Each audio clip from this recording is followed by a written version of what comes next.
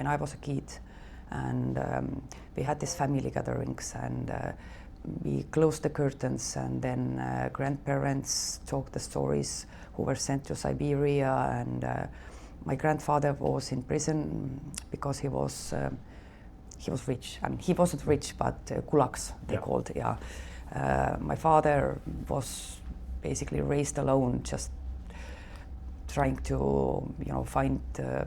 He didn't have home. He was running through the forest to find mushrooms, and so it all really struck you, and so we know all the stories, but I think that that now what is happening on the occupied territories by the Russian occupied territories,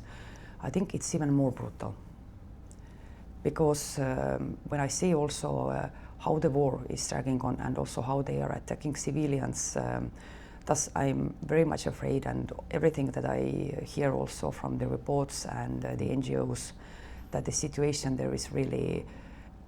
really harder, I'm afraid, and I feel so sorry for the people who are living there, who cannot escape, and also what because the Soviet Union, there were many Soviet republics, and Estonia, as we were on the sort of borderline, we still had many leaders, and we could manage somehow. We, 1.3 million, we still have our own language, and we managed to. But now, when I read the reports from the occupied territories, that there are military schools for Ukrainian kids, where they are taught, Russia is empire, and they are really teaching the kids to fight against their own native land, their own relatives. So I think it's even more brutal and even more like unbelievable what is going on there.